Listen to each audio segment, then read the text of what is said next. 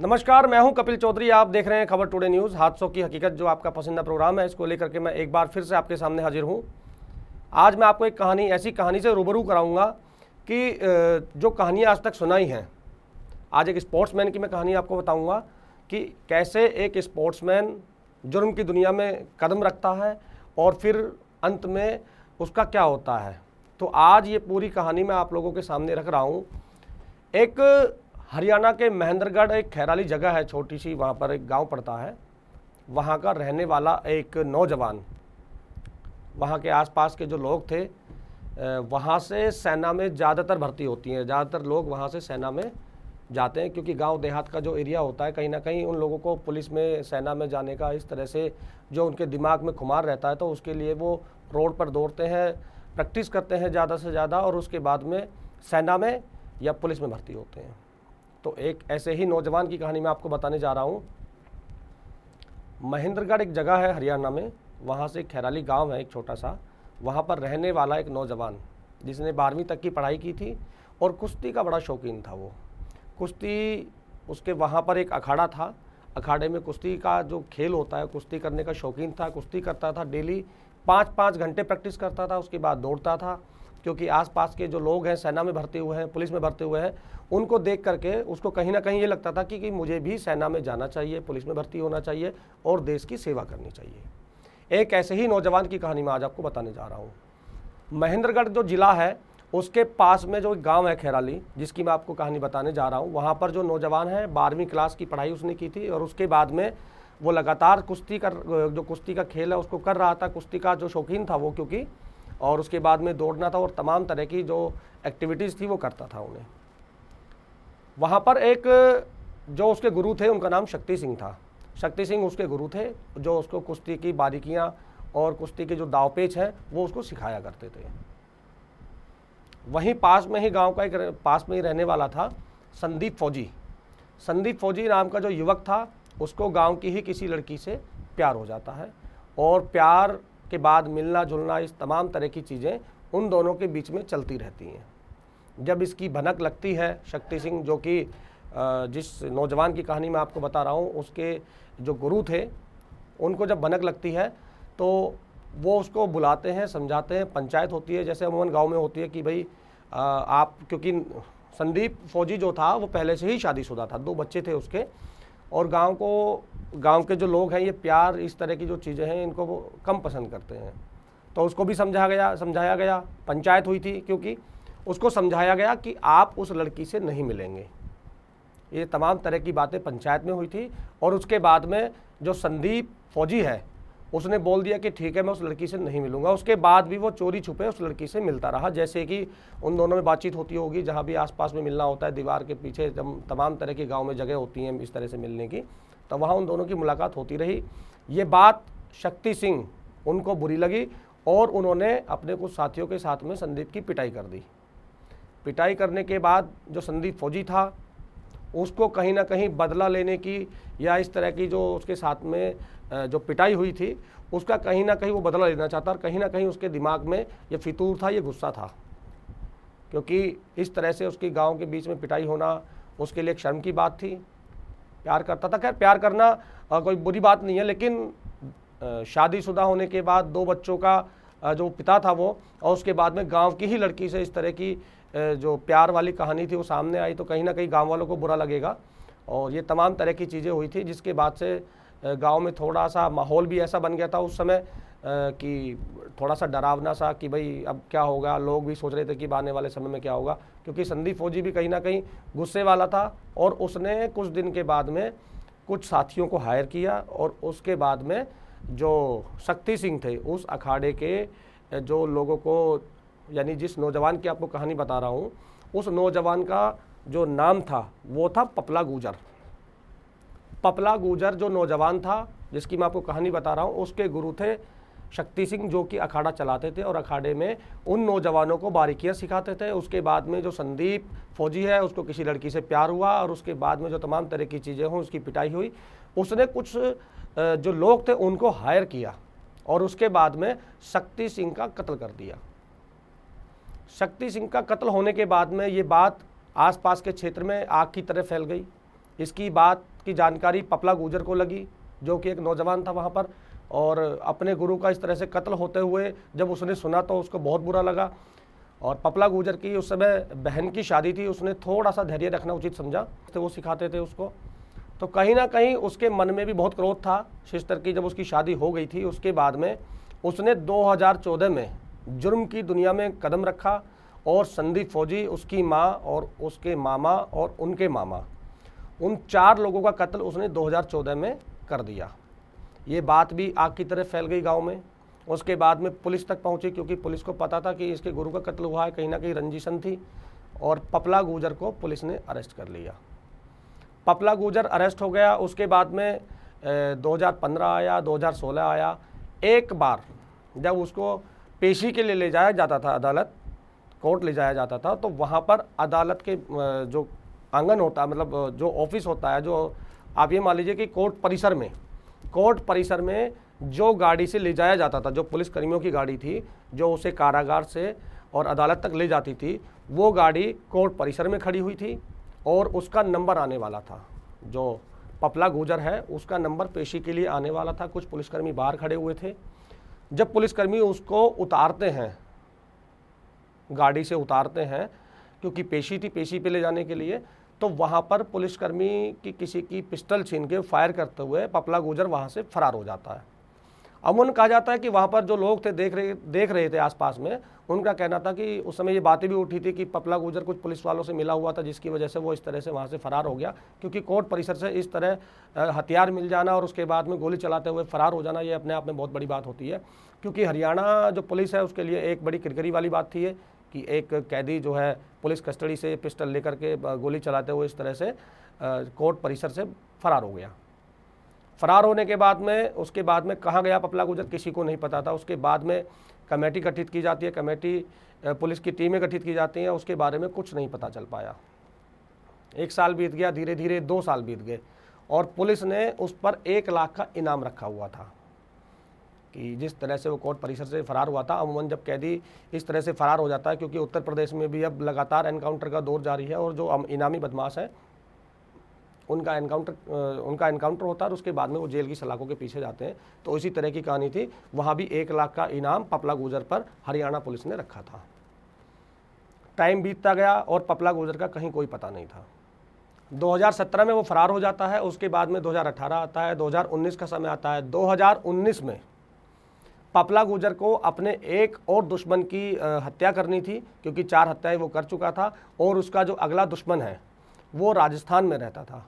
राजस्थान के अलवर जो ज़िला है उसके पास में एक छोटी सी जगह, छोटा सा कस्बा पड़ता है, वहाँ पर उसका दूसरा दुश्मन रहता था, जिसकी हत्या करने के लिए पपला गुर्जर राजस्थान पहुँचा था अपने कुछ साथियों के साथ में। 5 सितंबर 2019 को देर शाम जब पपला गुर्जर राजस्थान के अलवर में अपने दुश्मन की ताक में था, उसको पता चला था कि उसका दुश्मन वहाँ आसपास में रहता है, तो रेकी की गई थी। रेकी के बाद में वहाँ पर वो अपनी गाड़ियों से, 2 गाड़ियाँ थी, 2 गाड़ियों से अपने दुश्मन की तलाश वहाँ घूम रहा था। अचानक से वहाँ पर एक जगह पड़ती है बहरोल वहाँ थाना पड़ता है, पुलिस स्टेशन है। तो बहरोल पुलिस वहाँ पर गश्त कर रही थी। उन्होंने देखा पुलिसकर्मियों ने कि बाहर की गाड़ियों के नंबर हैं, 2 गाड़ियाँ हैं, और इस तरह से रात में एक सुनसान जगह घूम रही हैं। तो कहीं ना कहीं उनको शक हुआ और उन्हें उन 2 गाड़ियों को रुकने का इशारा किया। तो वहाँ से जो उसमें हथियारबंद बदमाश बैठे हुए थे, जो पपला गुर्जर गैंग के साथी थे, उसमें से कुछ लोग फरार हो गए, और वहाँ पर केवल एक व्यक्ति बचा, जिसको राजस्थान अलवर पुलिस ने गिरफ्तार कर लिया। उसका नाम था पपला गुर्जर, वही बचा था। वहाँ पर ला करके उसको लॉकअप में बंद कर दिया रात में लॉकअप बंद होने के बाद, ये बात 5 सितंबर 2019 की है। 6 सितंबर 2019 समय करीब 7 से 8 बजे के बीच का ये समय था, जिसमें हथियारबंद 15 से 20 लोग जो हैं वो थाना परिसर में एंटर करते हैं। और क्योंकि सुबह के समय अमूमन देखा गया होगा कि जो रात में पुलिसकर्मी गश्त करते हैं वो सुबह के समय सो रहे होते हैं, नहा रहे होते हैं, तो 1-2 पुलिसकर्मी उस समय थाने में मौजूद होता है जिनकी ड्यूटी लगी हुई होती है रात की।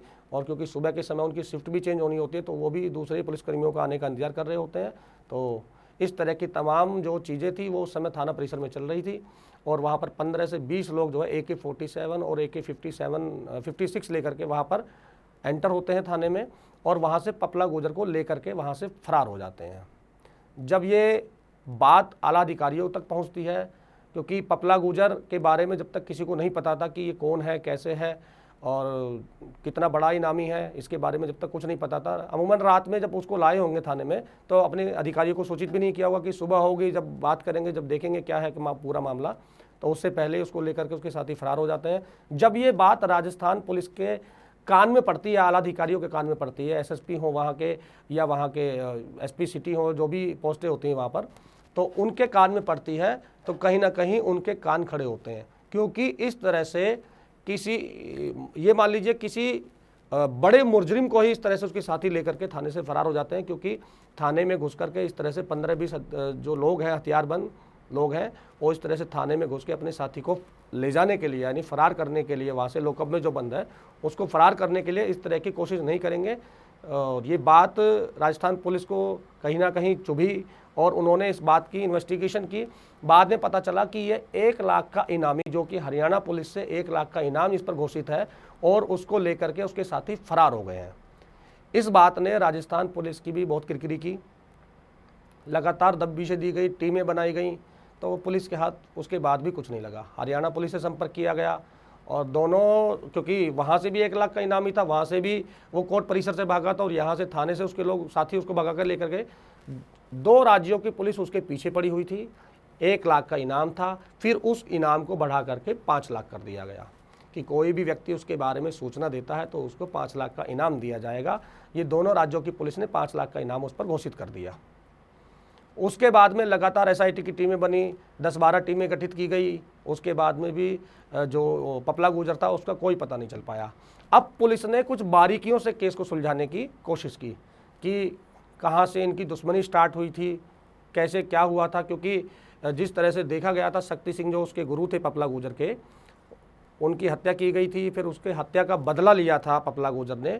तो कहीं ना कहीं पुलिस को इतना तो मालूम चल गया था कि वो कुश्ती का शौकीन है, एक्सरसाइज करता है और तो जिम भी जाता है, तो जिम के बिना वो नहीं रह सकता। इतनी बात उनके दिमाग में आ गई और लगातार पुलिस की टीमें हरियाणा, पंजाब, दिल्ली, राजस्थान, एमपी, लगातार टीमें दबिश दे रही थी। जहाँ भी थोड़ा सा भी अगर उन्हें क्लू मिलता था वहाँ पहुँचती थी, लेकिन पपला गुजर कहीं उनके हाथ नहीं लगा।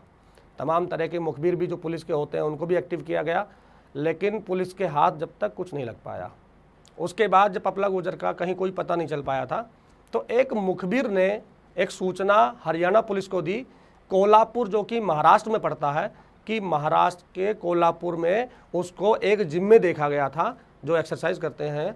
क्योंकि पुलिस ने पहले भी तमाम तरह के मुखबिर थे जो उनको एक्टिव किया था ना, कि जिस तरह से वो एक्सरसाइज करता था कहीं ना कहीं जिम में और इस तरह की जो एक्सरसाइज करने की जगह होती है वहाँ पर उसके पोस्टर्स और या तमाम तरह की जो मुखबिर की जो पुलिस का इन्वेस्टिगेशन करने का तरीका होता है उसके हिसाब से पुलिस लगातार काम कर रही थी। तो एक मुखबिर ने कोल्हापुर महाराष्ट्र से हरियाणा पुलिस को सूचना दी कि जो 5 लाख का इनामी है पपला गुजर, वो महाराष्ट्र के कोल्हापुर में है। उसके बाद में यहाँ से एक टीम गठित की गई, उस टीम में कमांडोज भी रखे गए, क्योंकि पपला गुजर जिस तरह से वहाँ से फरार हो जाता है पुलिस की कस्टडी से, तो कमांडो भी लिए गए और तमाम तरह के जो इस तरह की फोर्स थी उसके जो टीम थी वो बनाई गई और वहाँ से कोल्हापुर के लिए रवाना की गई। कोल्हापुर पुलिस पहुँचती है, इन्वेस्टिगेट करती है, देखती है, रेकी करती है कि कौन है, कहाँ से जाता है। तो पता चला कि वो एक जिम में एक्सरसाइज करने आता है और उस जिम में करीब 5 घंटे वो एक्सरसाइज करता है। और जो जिम की वहाँ संचालिका थी जिसका नाम जिया था, जो जिम की संचालिका थी उसका नाम जिया था, और जिया देखती है कि 5-5 घंटे ये व्यक्ति एक्सरसाइज करता है, तो कहीं ना कहीं थोड़ी सी करीबी दोस्ती बढ़ गई थी। क्योंकि जिया का भी कुछ दिन पहले ही डिवोर्स हुआ था, अपने पति से तलाक हुआ था, तो कहीं ना कहीं इस तरह से दोनों की नज़दीकियाँ बढ़ने लगी, दोस्ती बढ़ी, फिर दोस्ती प्यार में बदल गई। उसके बाद जिया ने अपने जो पिता थे, जिया के पिता डॉक्टर थे, तो उनको भी बताया कि हम दोनों शादी करने वाले हैं। और एक बात यहाँ बतानी भूल गया आपको मैं, वहाँ पर पपला गुजर ने अपना नाम जो था वहाँ पर बदल दिया था। अपना नाम अभय कुछ ऐसा कुछ नाम बताया था उसने वहाँ पर, और उसने बताया था कि मैं राजस्थान से हूँ और राजस्थान की रॉयल फैमिली से मैं बिलोंग करता हूँ। अभय कुछ इस तरह का उसने नाम बताया था। जो राशन कार्ड थे, तमाम तरह के कागज़ होते हैं, उस पर भी उसने अपना नाम बदलवा दिया था उस समय पर। तो सबको यकीन हो गया रॉयल फैमिली से था, और जो जिया थी उसके माता पिता भी राज़ी हो गए। अब एक तारीख आती है जब पुलिस वहाँ पहुँचती है, क्योंकि जहाँ वो रहते थे वो घर 3rd फ्लोर पे था उनका।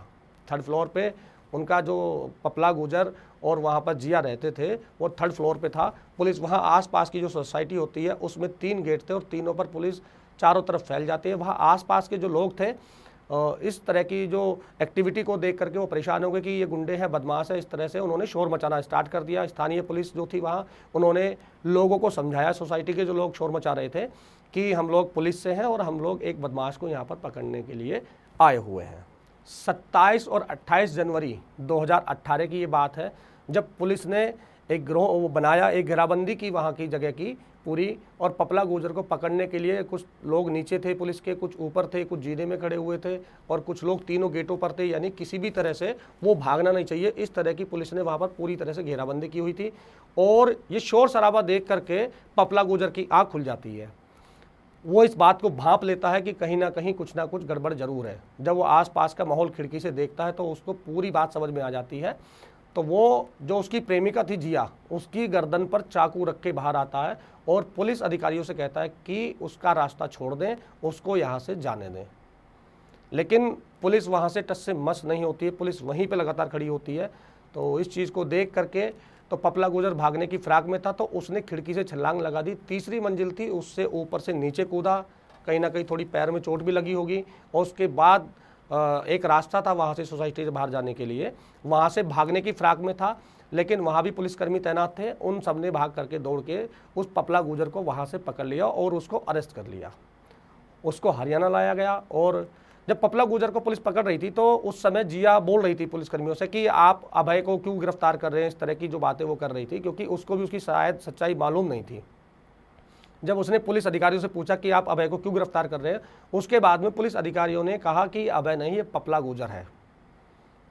तो जब उसने बात सुनी, उसको भी नहीं पता था, तो फिर उसके बाद में आमना सामना कराया गया दोनों का। उससे पूछा गया कि आप कौन हो। तो इस तरह से जब जिया के सामने उसने बताया कि मैं एक गैंगस्टर हूँ जिस पर 5 लाख का इनाम है, 30 से 40 हत्याओं के मुकदमे उस पर दर्ज हैं, लूट डकैती और तमाम तरह की जो वारदातें हैं उसने उनको अंजाम दिया है। और उसका नाम, अपना नाम जब उसने पपला गुजर बताया, 5 लाख का इनामी था। तो ये बात कह करके, सुन करके जिया रोने लगी और ये बात बोल करके पपला गुजर भी रोने लगा। फिर उन दोनों को वहाँ से लेकर के हरियाणा आया जाता है। हरियाणा पुलिस लगातार उनसे पूछताछ कर रही थी, आमने सामने करती थी कभी, लेकिन दोनों ही अरेस्ट थे। और पपला गुजर ने ये बात पुलिसकर्मियों को बोली थी कि इसमें जिया का कोई मतलब किसी भी तरह का कोई इन्वॉल्वमेंट नहीं है, इसका कोई रोल नहीं है, मैंने इसको अपने बारे में अपनी सच्चाई छुपाई थी और जिसकी एवज से ये मेरे साथ में फंस गई है, इसको छोड़ दीजिए, मुझे गिरफ्तार कर लीजिए, चाहे मुझे फांसी दे दीजिए। इस तरह की बातें पपला गुजर कर रहा था लगातार। लेकिन पुलिस ने वहाँ पर जिया को भी अरेस्ट किया था और पुलिस ये लगाने की, ये बात समझने की कोशिश कर रही थी आखिर जो उसकी मदद कर रहा था पपला गुजर की, वहाँ पर और कौन कौन थे। इस तरह तमाम तरह की जो चीज़ें थी वो वहाँ पर चल रही थी, क्योंकि एक प्रेमी और एक इतना बड़ा गैंगस्टर, जिस तरह से वो स्पोर्ट्समैन था, पहले पढ़ता था, फिर उसके बाद गैंगस्टर बना, फिर उसको प्यार हुआ और प्यार शादी करने वाला था, प्यार इतना परवाना चढ़ा कि उसने अपनी जो असलियत है उसको छुपा लिया। अगर कहीं ना कहीं वो जिया को अपनी असलियत बता देता तो कहीं ना कहीं उस लड़की की जो ज़िंदगी है वो तो बच जाती। हादसों की हकीकत जो आपका ये पसंदीदा प्रोग्राम है, इसके ज़रिए हम आपको उस आने वाले टाइम के बारे में सचेत करते हैं कि सचेत हो जाइए, क्योंकि जो आने वाला समय है किस तरह से आ रहा है। कोई आपके सामने आता है, अपने बारे में नहीं बताता, ये अपने बारे में गलत सलत चीज़ें बता करके आपके ऊपर अपनी छवि, यानी अच्छी छवि को एक तरह से ये मान लीजिए कि अच्छी छवि दिखा करके आपके सामने घुलता मिलता है। वो पता नहीं आपको कहाँ क्या नुकसान दे जाए।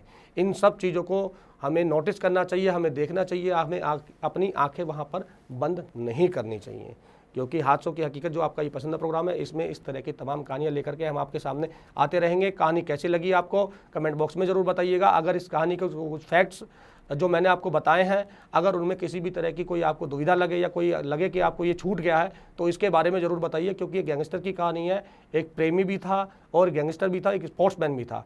ये कहानी आपको कैसी लगी और इसको हमारे कमेंट सेक्शन में आकर के ज़रूर बताइएगा। और अगर आपको कहानी अच्छी लगी तो हमारे चैनल को सब्सक्राइब कीजिए और इस तरह की तमाम कहानियाँ लेकर के हम आपके सामने आते रहेंगे। नमस्कार।